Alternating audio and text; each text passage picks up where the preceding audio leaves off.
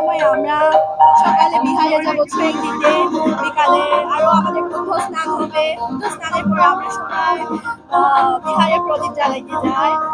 নতুন ভাবে আমরা বেঁচে থাকার জন্য উচ্ছ্বাস বা উজ্জীবিত হব। সবাইকে সাংগ্রাইয়ের শুভেচ্ছা। আমরা এখন দিল্লিতে যাব। সাংগ্রাইয়ের আমরা অনেক মজা করব, ঘুরবো, আনন্দ করব, খাবো, বন্ধুদের সাথে আড্ডা মারবো। নিকোবারে আকোসোগো ক্রোসোবারে স্থানে প্রেমা সবাইকে স্বাগতম জানাচ্ছি।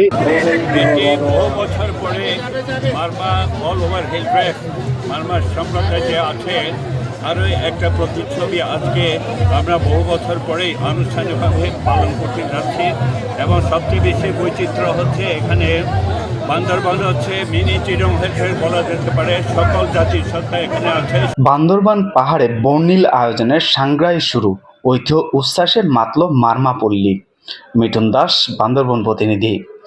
ঐতিহ্য, পোশাক আর উৎসবের রঙিন আবহে পাহাড়ে শুরু হয়েছে মারমার সম্প্রদায়ের অন্যতম প্রধান সামাজিক উৎসব সাংগ্রাই পোয়ে।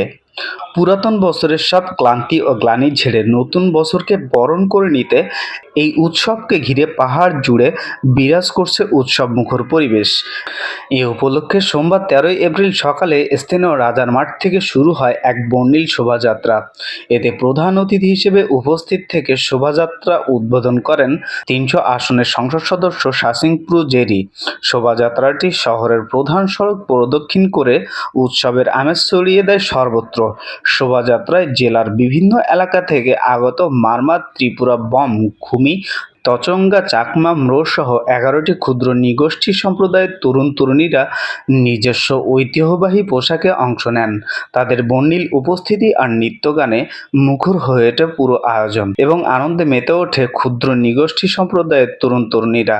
নতুন ভাবে আমরা বেঁচে থাকার জন্য উচ্ছ্বাস বা উজ্জীবিত হব। তারপর পরের দিন হচ্ছে আমাদের মেইন সাংগ্রাই, যেখানে আমরা পানি খেলা খেলি, অনেক উৎসাহ অনেক মজা করি ওই সময়। সবাইকে সাংগ্রাইয়ের শুভেচ্ছা। আমরা এখন দিল্লিতে যাব।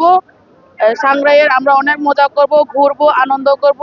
র্যালি শেষে ক্ষুদ্র নৃগোষ্ঠীর সাংস্কৃতিক ইনস্টিটিউট মিলনায়তনে অনুষ্ঠিত হয় বয়স্ক পূজা, যেখানে প্রবীণদের প্রতি শ্রদ্ধা জানিয়ে তাদের আশীর্বাদ গ্রহণ করেন নবীন প্রজন্ম।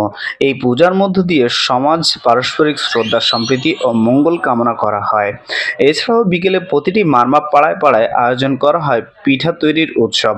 পরিবার, পরিজন ও প্রতিবেশীদের সঙ্গে নিয়ে ঐতিহ্যবাহী পিঠা তৈরিতে ব্যস্ত সময় পার করেন সবাই।